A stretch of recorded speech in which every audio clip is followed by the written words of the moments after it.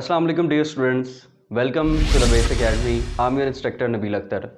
Last lecture के अंदर हमने फ्लूइड डायनामिक्स का टॉपिक इक्वेशन ऑफ कंटिन्यूटी किया था, जिसके अंदर हमने लॉ ऑफ कंजर्वेशन को होल्ड करवाया था और हमने देखा था कि किस तरह पाइप के अंदर जो फ्लूइड है वो जितना इंटर होता है उसी लम्हे उतना फ्लूइड क्या करता है, उस पाइप को लीव भी करता है। और उसकी हमने अच्छी खासी डिटेल जो है वो वहाँ पे डिस्कस की थी। आज का हमारा जो टॉपिक है वो बर्नौलीज इक्वेशन है। Bernoulli's equation law of conservation of energy के तहत काम करता है और इसमें कुछ रिजल्ट हमारे पास आएंगे कि किस तरह से pressure, kinetic energy per unit volume, kinetic energy potential energy per unit volume किस तरह कांस्टेंट रहते हैं, उसको हम डिराइव भी करेंगे और उन रिजल्ट को लास्ट में हम डिस्कस भी करेंगे। तो अपने टॉपिक की तरफ बढ़ते हैं। जैसे कि नाम से जाहिर है, बर्नौली इक्वेशन। बर्नौली जो था एक स्विस फिजिसिस्ट था जिसका असल नाम डैनियल बर्नौली था और उसने अपनी बुक हाइड्रोडायनामिका 1738 में जो शाया की थी, पब्लिश की थी, उसके अंदर उसने इक्विलिब्रियम, प्रेशर और साथ ही साथ फ्लूइड की जो एनर्जीज हैं उनके मुतल्लिक बताया था। तो उसी में से ये टॉपिक हमारा ड्राइव है जिसको हम बर्नौली इक्वेशन कहते हैं। बर्नौली इक्वेशन में होता क्या है, हमारे पास उसी तरह का एक पाइप है और उसकी एक साइड पे क्रॉस सेक्शन एरिया ज़्यादा है और एक साइड पे क्रॉस सेक्शन एरिया क्या है जी, कम है। अब इसके अंदर जो हमने फ्लूइड लेना है, सबसे पहले हमने उसका ख्याल रखना है कि वो किस तरह का होना चाहिए। It should be non viscous. Non viscous होने का मतलब ये है कि इसकी जो विस्कोसिटी हो वो क्या हो, ज़ीरो हो। मतलब इसके अंदर जो फ्लूइड होगा वो लेयर्स की शक्ल में होगा और उन लेयर्स का आपस में क्या हो, कोई भी फ्रिक्शनल इफेक्ट ना हो, ना वो जब आपस में उनके कोई फ्रिक्शन हो और ना ही साथ ही वो जब पाइप की दीवारों के साथ लगे तब उनका कोई फ्रिक्शन हो। उसी के साथ साथ क्या होना चाहिए जी, इनकम्प्रेसिबल। इनकम्प्रेसिबल क्या है जी? इनकम्प्रेसिबल का मतलब ये है कि अगर उसकी यहाँ पे कुछ डेंसिटी है इस पॉइंट पे, तो उतनी ही डेंसिटी उसकी यहाँ पहुँचने पे भी होनी चाहिए। ये नहीं हो कि यहाँ पे उसकी डेंसिटी की वैल्यू कुछ और है, यहाँ पे जाते हुए कुछ और हो जाए, आई मीन चेंज हो जाए। उसके साथ ही साथ स्टेडी फ्लो होना चाहिए। स्टेडी फ्लो का मतलब क्या कि जो फ्लो है, फॉर एग्जांपल ये मैंने एक पॉइंट कंसीडर किया है, इस पॉइंट के ऊपर एक पार्टिकल यहाँ से गुजर जाता है आगे की तरफ, तो पीछे वाला पॉइंट जब इस पॉइंट से गुजरेगा तो इस पॉइंट पे उतनी ही वेलोसिटी उतनी ही स्पीड उसके पास होनी चाहिए जितनी यहाँ पे पहुँचने वाले पार्टिकल की होगी। मतलब है कि इस पॉइंट पे आने वाले हर पार्टिकल की जो स्पीड होगी वो सेम रहेगी, वो चेंज नहीं होगी और हम इसको क्या नाम देंगे, ये एक स्टेडी फ्लो है। अब साथ ही साथ यहाँ पे हमारे पास कुछ पैरामीटर्स इंडिकेट हैं कि इसमें होगा क्या कि पीछे इक्वेशन ऑफ कंटिन्यूटी के अंदर हम ये जान चुके हैं कि किस तरह जितना फ्लूइड इंटर होता है उतना फ्लूइड क्या करता है, उस पाइप को लीव करता है। तो यहाँ पे होगा ये कि हमारे पास ये वो मैस है जिसको मैं यहाँ पे डेल एम से रिप्रेजेंट कर देता हूँ कि ये वो मैस है जो यहाँ पे क्या करेगा, लेयर्स की शक्ल में फ्लूइड का आगे की तरफ जाएगा और उतना ही मैस क्या होगा, यहाँ से लीव करेगा। मैंने यहाँ पे कुछ पॉइंट बनाए हैं जिससे आपको अच्छी इंट्यूशन मिल रही होगी कि ये किस तरह बैलेंस रहते हैं। ये भी उतना मैस है और ये भी उतना ही मैस है जो इंटर हो रहा है और जो लीव कर रहा है। यहाँ पे इस लेयर के ऊपर, इन लेयर्स के ऊपर जो प्रेशर लग रहा है उसको हम P1 का नाम देंगे और उस प्रेशर की वजह से जो फ्लूइड आगे की तरफ जाएगा, और ये प्रेशर किसकी वजह से है, ये फ्लूइड का प्रेशर फ्लूइड्स के ऊपर है। फ्लूइड की जो इसमें फ्लो कर रहा है, उन लेयर्स का आपस में जो फ्लूइड होगा या पीछे से जो फ्लूइड लगेगा, ये वो वाला प्रेशर है हमारे पास। और उसके बाद क्या होगा कि जो इस प्रेशर की वजह से डिस्टेंस कवर होगा उसको हम यहाँ पे डेल एक्स टू से ये 2 लिखा गया है, इसको हम डेल एक्स 1 कहेंगे। और यहाँ पे जो फ्लूइड यहाँ पे मूव करेगा और उतना ही फ्लूइड क्या करेगा, इधर मूव करेगा आगे की तरफ, और जो यहाँ पे डिस्टेंस कवर करेगा उसको हम डेल एक्स 2 का नाम देंगे। साथ ही साथ यहाँ पे जो फ्लो होगा, क्रॉस सेक्शन एरिया यहाँ पे होगा A1 मैं कह देता हूँ। यहाँ पे क्रॉस सेक्शन एरिया है जी A1 और नज़र आ रहा है आपको कि यहाँ पे क्रॉस सेक्शन एरिया ज़्यादा है। इसी तरह क्या होगा कि यहाँ पे क्रॉस सेक्शन एरिया जो होगा उसको हम नाम देंगे A2 का नाम देंगे। तो क्रॉस सेक्शन एरिया जहाँ पे ज़्यादा वहाँ पे स्पीड क्या होगी, कम। यहाँ पे मतलब है फ्लूइड की जो स्पीड होगी वो कम होगी और यहाँ पे जो फ्लूइड की स्पीड होगी वो क्या होगी, ज़्यादा होगी। अब उसी के साथ साथ नेक्स्ट क्या हम पढ़ेंगे, इसके अंदर देखेंगे कि एरिया भी हमारे पास आ गया, प्रेशर भी है। अब हमने क्या है, इसको कुछ हाइट पे रखा हुआ है। यहाँ पे जो हाइट है विद रेफरेंस पॉइंट, ये मेरे पास एक रेफरेंस पॉइंट है जो मे बी अर्थ भी हो सकता है, ठीक है। इससे मैंने इसको कुछ हाइट पे रखा हुआ है। इस हाइट पे जो है इसको मैं नाम दूंगा H1 और यहाँ पे जो हाइट है इस पाइप की उसको मैं नाम दूंगा H2 का नाम दूंगा।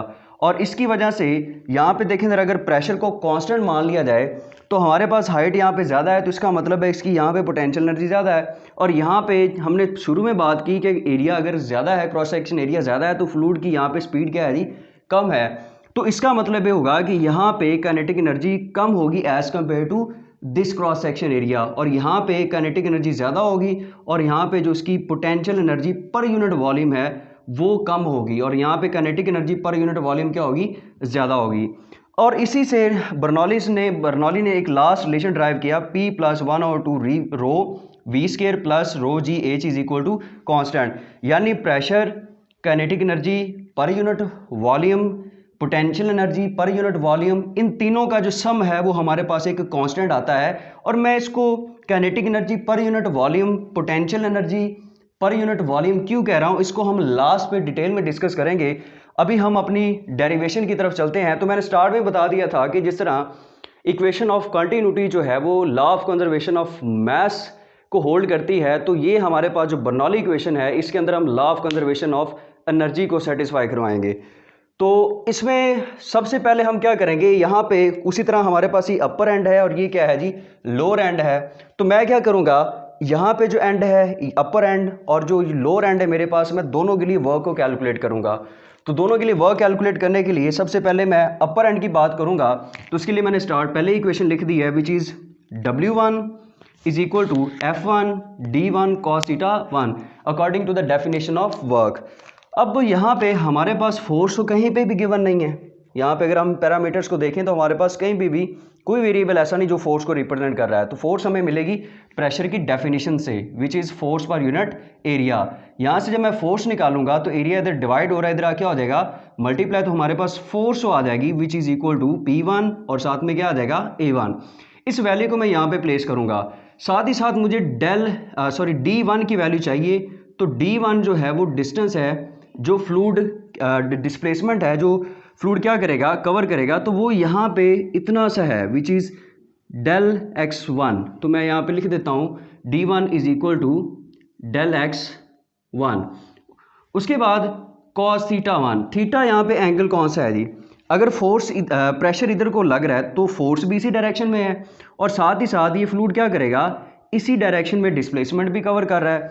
इन दोनों को देखा जाए तो दोनों एक दूसरे के पैरेलल हैं, यानी एंगल क्या बन रहा है, 0। और हमें पता है कि cos 0 जो होता है वो किसके बराबर आता है, 1 की इक्वल आता है।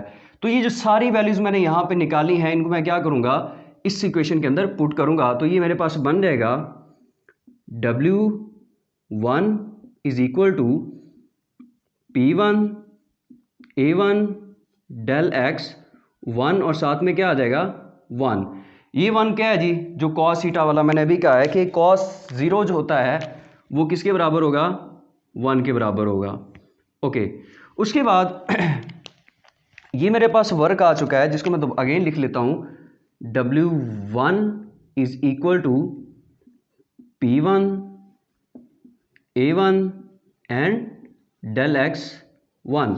ये वर्क है जो यहाँ पे लेयर्स या फ्लूइड जो है अगली लेयर्स के ऊपर कर रहा है। ओके, ये तो मैंने अपर एंड के लिए वर्क निकाले। इसी तरह मैं क्या करूँगा, लोअर एंड के लिए भी वर्क को कैलकुलेट करूँगा। अब यहाँ पे जो वर्क होगा इसमें थोड़ा सा डिफरेंस होगा। इसमें देख रहे हैं आपकी जो प्रेशर है वो इनवर्ड है।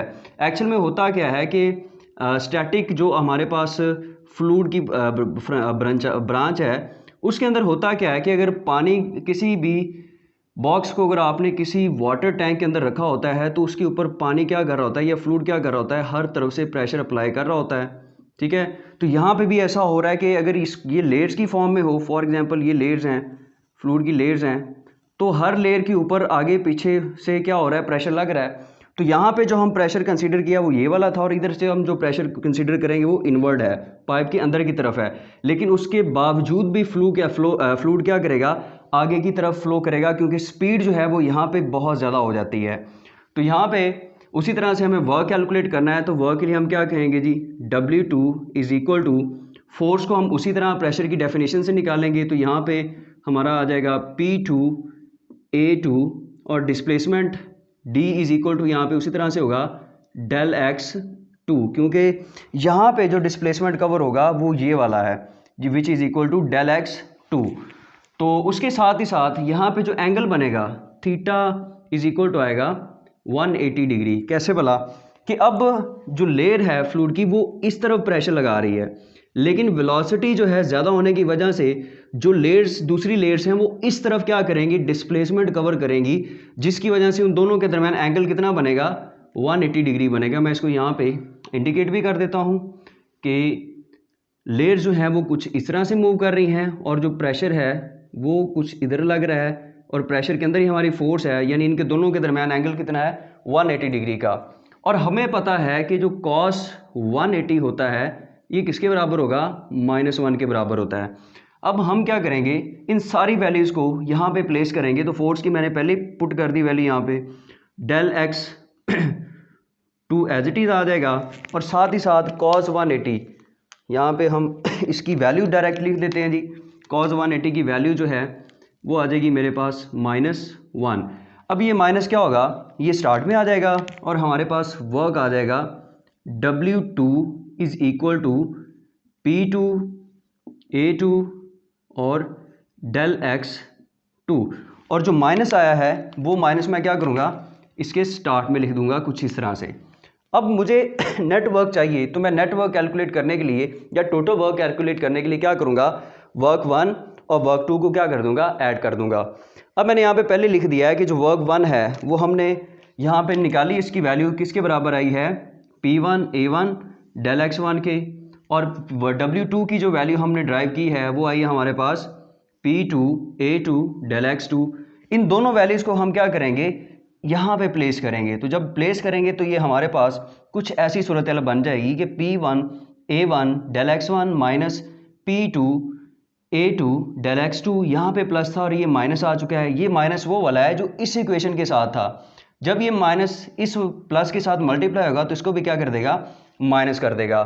अब हमने यहाँ पे वॉल्यूम बनाना है। एक तो ये है कि हम यहाँ पे डायरेक्ट इसको मैस ओवर डेंसिटी के इक्वल रख दें इस A1 और डेल x1 को, लेकिन हम चूँकि टेक्स्ट बुक को फॉलो करेंगे तो उसके लिए मैं क्या करूँगा, यहाँ पे अपना डिस्टेंस टाइम की इक्वेशन लूँगा which is equal to S is equal to VT, और यहाँ पे जो डिस्टेंस कवर हुआ है वो मेरे पास डेल x1 है, और यहाँ पे जो स्पीड होगी वो V1 होगी, और उसको कवर करने में जितना टाइम लगा होगा वो T होगा। तो डेल x1 की जगह पे मैं लिख दूंगा उसकी value which is equal to V1T। तो ये देखें ज़रा, मैंने डेल x1 की जगह लिख दिया V1T। सिमिलरली ये डेल x2 था तो इसके लिए मैंने क्या लिख दिया, V2 और साथ में T लिख दिया। ओके, अब हम पिछले टॉपिक का जो रिजल्ट था इक्वेशन ऑफ कंटिन्यूटी का AB is equal to cos theta, उसको चेक करते हैं जो हमारे पास ये था, और साथ ही साथ हमने लास्ट पे एक और इसी से रिलेशन निकाला था which is volume per unit time, मतलब इसको हमने फ्लो रेट बोला था। ये दोनों ही सेम हैं, इक्वल हैं, दोनों की राइट हैंड साइड पे कांस्टेंट आ रहा है, तो मैं क्या करूँगा, इनको इक्वल रख सकता हूँ। और यहाँ पे टाइम क्या हो रहा है, डिवाइड हो रहा है, तो इधर टाइम आ क्या हो जाएगा, मल्टीप्लाई। तो मल्टीप्लाई होने के बाद जो मेरे पास इक्वेशन बनेगी वो कुछ यूं आएगी, और जो ये V था ये वॉल्यूम था, और ये वाला जो V है ये स्पीड को इंडिकेट कर रहा है। तो ये एरिया, स्पीड और ये टाइम इज इक्वल टू किसके आ जाएगा, वॉल्यूम के आ जाएगा। अब हमें पता है कि इक्वेशन ऑफ कंटिन्यूटी के अंदर हमने ये बात प्रूव की थी कि जितना मैस इस अपर एंड से दाखिल होगा उतना ही इस पाइप से क्या करेगा, मैस लीव करेगा। वो अगर एक मीटर क्यूब ऑफ वाटर जो है या फ्लूइड जो है इधर से इंटर होता है तो उतना ही क्या करेगा, इधर से लीव कर जाएगा। मतलब जितना वॉल्यूम ऑफ वाटर या वॉल्यूम ऑफ फ्लूइड इंटर होता है उतना ही क्या करेगा, लीव करेगा। तो इसका मतलब ये हुआ कि यहाँ पे जो वॉल्यूम होगा और यहाँ पे जो वॉल्यूम होगा फ्लूइड का, इंटर होने वाले फ्लूइड का वॉल्यूम और लीव करने वाले फ्लूइड का वॉल्यूम वो क्या होगा, सेम होगा। इसलिए मैं क्या करूँगा, यहाँ पे P1 के साथ मेरे पास ये जो पूरी इक्वेशन बन रही है A1 V1T, ये देखें ज़रा, ये भी AVT है which is equal to volume, तो इसका मतलब ये भी वॉल्यूम है, और साथ ही साथ ये A2 V2T भी क्या है, वॉल्यूम है। तो मैं इन पूरी इक्वेशन की जगह पे क्या लिख दूंगा, इसकी जगह पे भी वॉल्यूम लिख दिया मैंने, और इतनी टर्म्स के लिए भी मैंने क्या लिख दिया, वॉल्यूम लिख दिया। उसके बाद क्या होगा कि यहाँ पे इसको मैंने कुछ इस तरह सिंप्लीफाई किया तो मेरे पास वर्क आ गया P1V माइनस P2V। अब दोनों में कॉमन क्या आ रहा है, वॉल्यूम, क्योंकि अपर एंड और लोअर एंड के लिए वॉल्यूम ऑफ फ्लूइड क्या है, सेम रह रहा था। इसके लिए मैंने कोई सबस्क्रिप्ट इस्तेमाल यहाँ पे नहीं किया, लेकिन यहाँ पे प्रेशर और है, यहाँ पे प्रेशर और है, इसलिए मैंने साथ में 1 और इसके साथ क्या लिखा हुआ है, सबस्क्रिप्ट में 2 लिखा हुआ है। अब यहाँ पे क्या होगा कि इन दोनों में वॉल्यूम क्या आ रहा है, कॉमन, तो मैंने इसको कॉमन ले लिया। अब हम डेफिनेशन ऑफ डेंसिटी को इस्तेमाल करेंगे which is mass per unit volume. Volume अगर मैं यहाँ पे इसे यहाँ पे ले आऊँ, डेंसिटी को इधर ले आऊँ, तो मेरे पास वॉल्यूम जो आएगा which is equal to mass over density.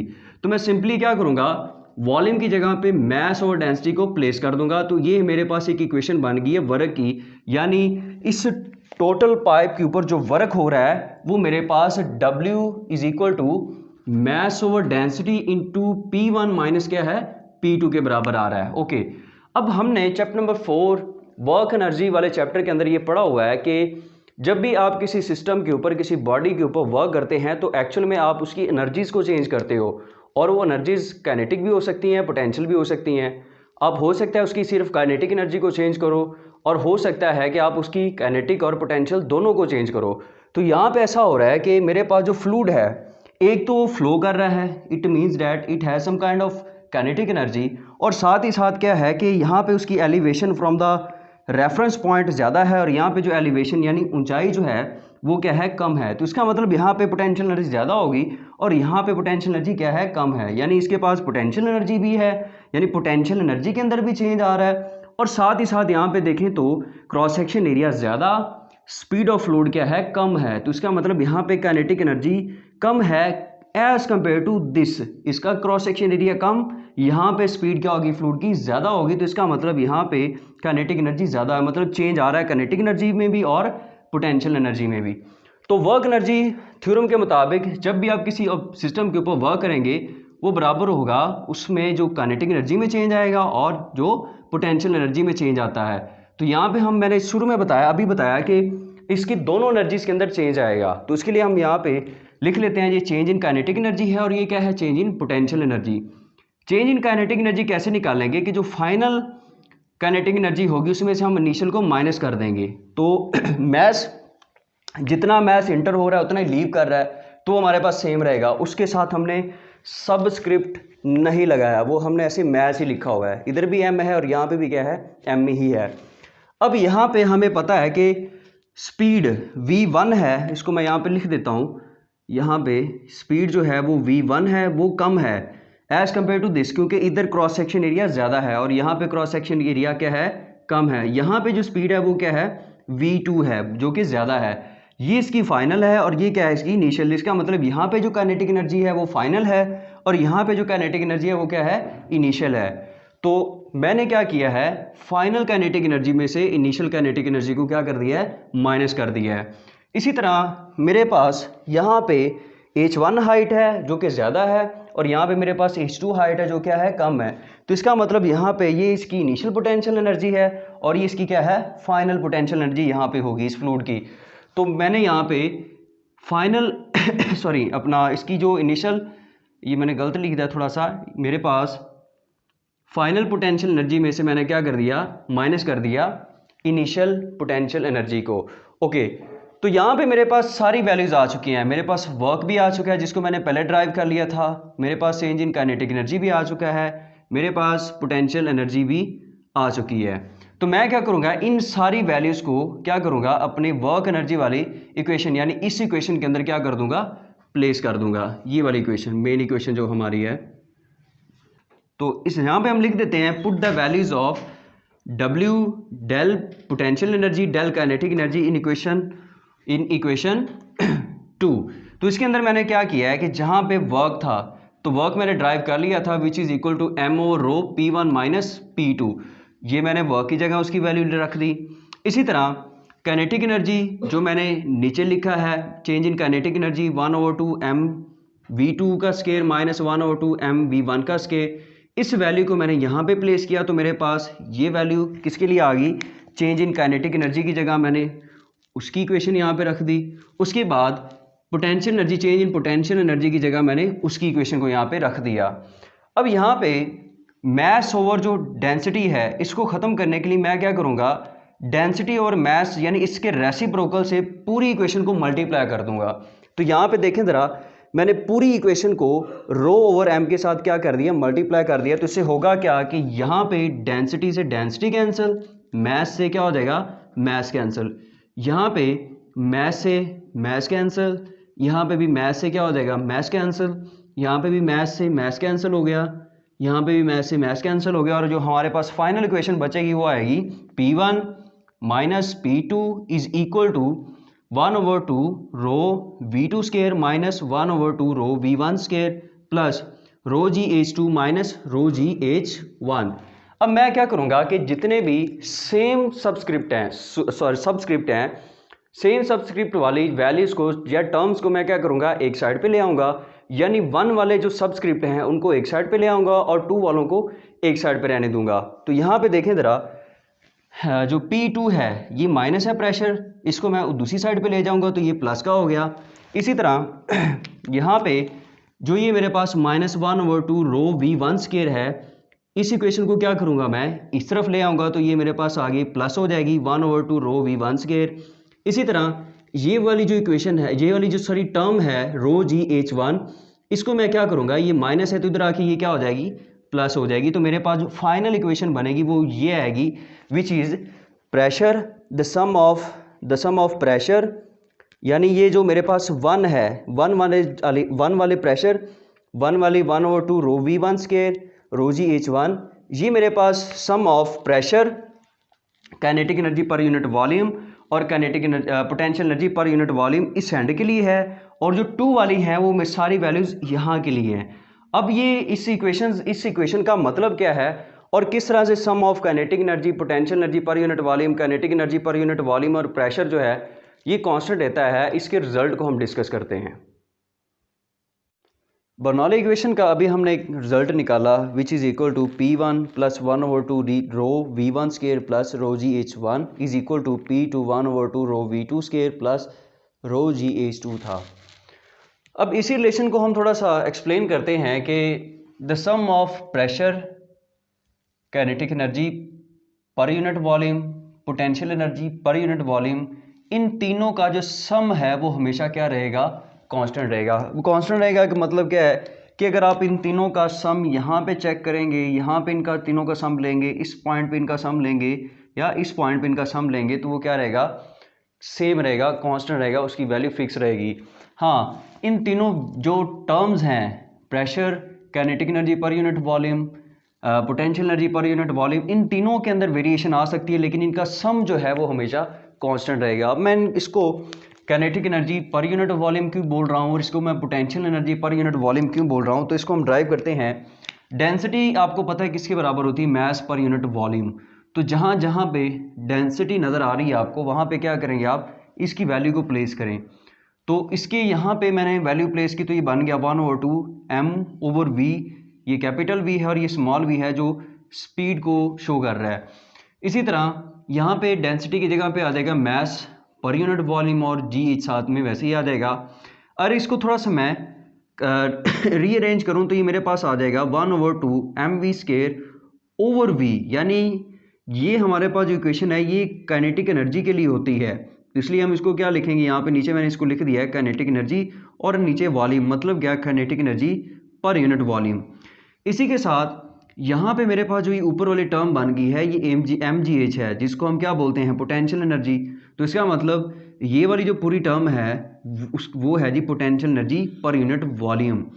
ये तीनों का जो सम है वो क्या रहेगा, हमेशा कांस्टेंट रहेगा। अब यहाँ पे एक स्पेशल केस है कि अगर एक पाइप है जिसका क्रॉस सेक्शन एरिया दोनों साइडों पे सेम हो और उसकी हाइट भी सेम हो, यानी पूरा का पूरा पाइप जो है वो एक सरफेस के ऊपर पड़ा हुआ है, इसका मतलब जो इस पॉइंट पे पोटेंशियल एनर्जी है वो वही यहाँ पे है। क्यों है, क्योंकि यहाँ पे हाइट सेम है और ऑलमोस्ट यहाँ पे जो हाइट है वो 0 के बराबर है।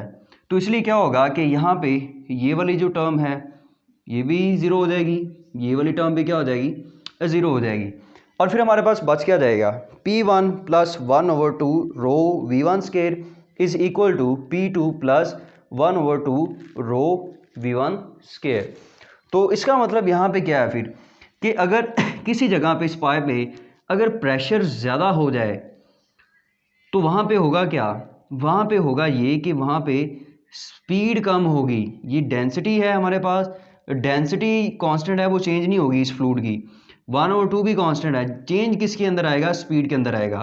तो यहाँ से फिर हम एक रिलेशन बना सकते हैं कि जिस तरह हमने पिछले इक्वेशन ऑफ कॉन्टीन्यूटी के लिए एक रिलेशन बनाया था, जो था हमारे पास कि जहाँ पे क्रॉस सेक्शन एरिया ज़्यादा वहाँ पे स्पीड कम, और जहाँ पे क्रॉस सेक्शन एरिया कम वहाँ पे स्पीड ज़्यादा। तो इसी तरह यहाँ पे भी हमारे पास एक रिलेशन बन गया कि जहाँ पे स्पीड ज़्यादा होगी वहाँ पे उस जगह पे उस फ्लूइड का जो प्रेशर है वो क्या रहेगा, कम रहेगा। और यही वजह होती है कि जब आप सड़क पे जा रहे होते हैं तो अचानक से आपके पास से कोई बड़ी व्हीकल गुजरे, या ऑटोमोबाइल गुजरे या बस कह लें आप ज़्यादा बड़ी, तो स्पीड के साथ जब गुजरती है तो आपको इस तरह की सेंसेशन आती है कि वो बस आपको अपनी तरफ खींच रही होती है। अब उस जगह पे क्या होता क्या है कि आप भी सड़क पे हैं और वो बस भी सड़क पे होती है, दोनों सेम, दोनों का रेफरेंस पॉइंट जो होता है वो सेम होता है, यानी रोड है, यानी आप उन दोनों की, आपकी और उस बस की जो पोटेंशियल एनर्जी है वो सेम होती है। तो इस वजह से जो वेरिएशन आती है वो स्पीड और प्रेशर की आती है। जब बस आपके पास से गुजरती है तो आपकी जो सराउंडिंग की एयर है उसको, उसकी स्पीड ज़्यादा हो जाती है, और इस इक्वेशन के मुताबिक जहाँ पे स्पीड ज़्यादा वहाँ पे प्रेशर क्या हो जाता है, कम। तो जैसे ही प्रेशर कम होता है आपकी इस साइड पे प्रेशर कम हो जाता है और इस साइड पे प्रेशर ज़्यादा हो जाता है, और आपको महसूस होता है कि आप इस तरफ जा रहे हैं। तो ये हमारे पास इसकी कुछ एप्लीकेशन भी है, फर्दर भी इसकी एप्लीकेशंस हैं जिनको हम नेक्स्ट लेक्चर के अंदर डिस्कस करेंगे। तब तक के लिए अल्लाह हाफिज़।